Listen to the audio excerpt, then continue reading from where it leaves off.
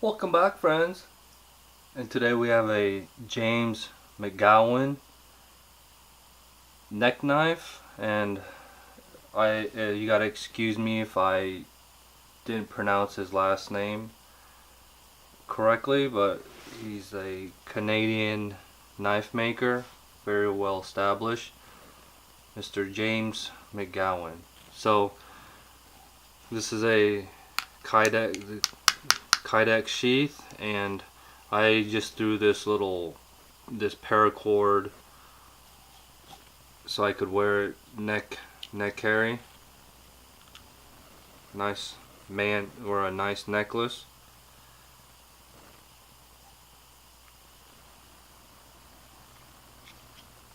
So like I say, the construction is very well done on that Kydex sheath. It fits nicely, and there's no rattle. So, and it's so sleek that when you have it under your shirt, you can't even tell that you're wearing this. So here's the blade.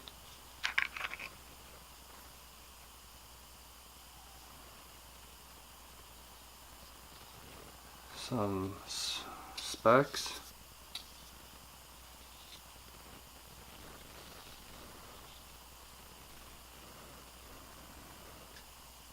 Call it 3.5 inch.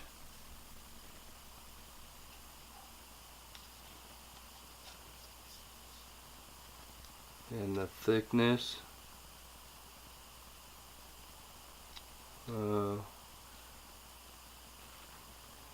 call it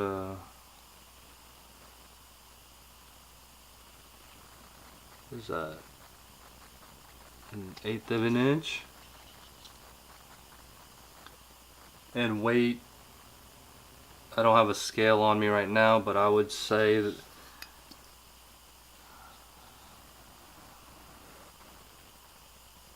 about 3 ounces. There's the maker there, JMK, with the maple leaf. Let's see if we can get it. James McGowan. There's the J, the M, the K, and then the maple leaf.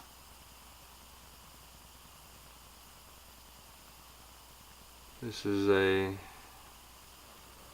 chisel grind.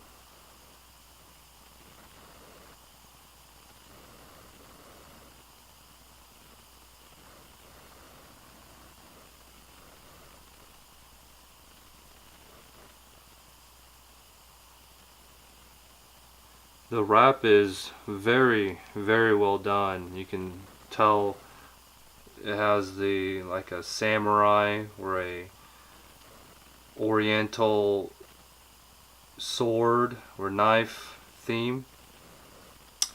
And the wrap is very, like I say, well constructed. It's has this epoxy over the wrap, and I forgot exactly what the epoxy was, but if I remember, it was like the same epoxy that sailors use on their ships.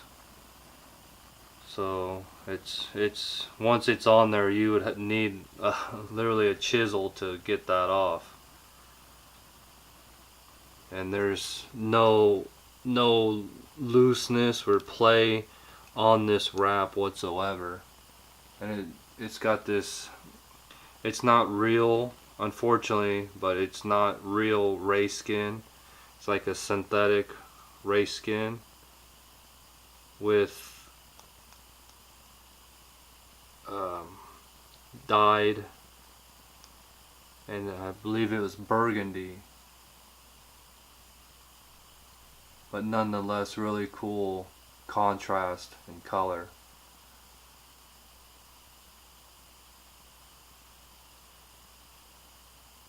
And what's interesting about this blade is that it's in 6K. The steel is 6K. Let's see if we can get that there. And from what I've researched about 6K, it's almost impervious to the elements, meaning that if you should throw this in the ocean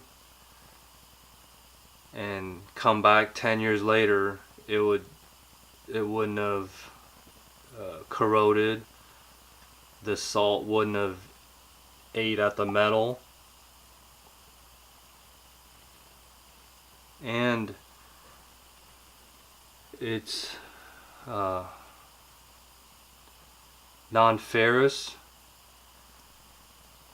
so if you wanted to, I guess it wouldn't be picked up through a metal detector, but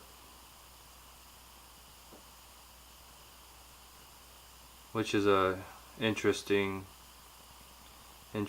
property. And I believe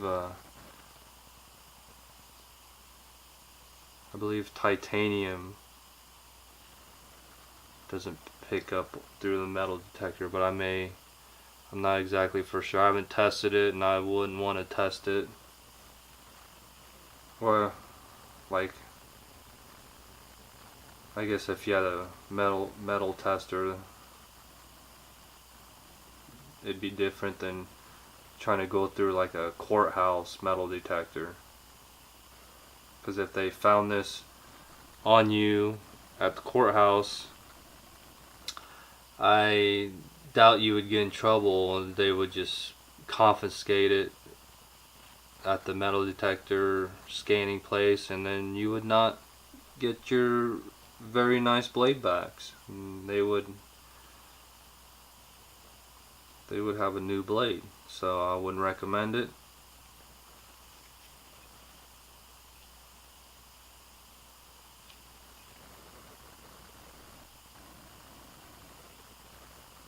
Fingers lock in these grooves here.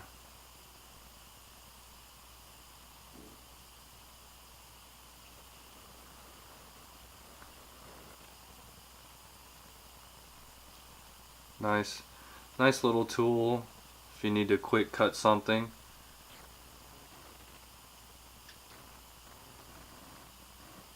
Or if you even could almost use it for like a scraper. It reminds me of if you need to scrape some paint off a window, this would come in perfectly handy. And maybe to pry something, but I wouldn't want to try it, especially with something this well designed and made.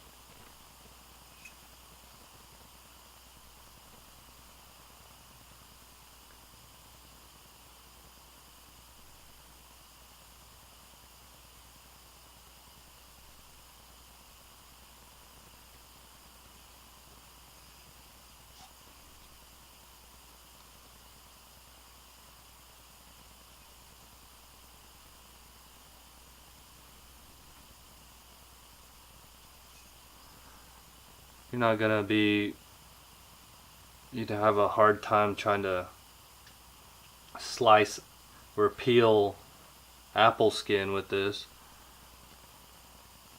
But if you needed, like I said, needed something to scrape something with, or just cut open some boxes, this would be a excellent tool. Like I say, really well done, and you can hear the epoxy, how hard it made this wrap when I run my finger across. That's not hitting the ray skin, the inside of this burgundy rayskin. It's actually, my fingers just running across just this hard epoxy wrap. So you can see how that this wrap is not going anywhere.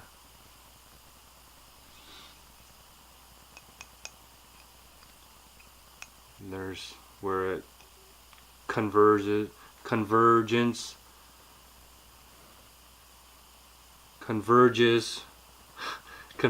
to this hole here, and you can hear how hard that epoxy is once it solidifies.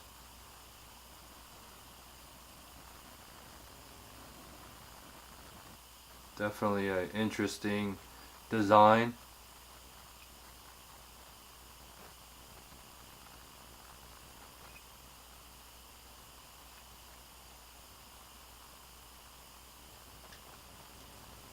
So since this is intended for a neck carry, it'd be close to your chest, and I could see why he would make it in 6K, since 6K doesn't rust and you perspire in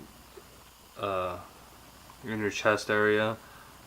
You wouldn't have to worry about this rusting on you, which is pretty ingenious and thoughtful of James.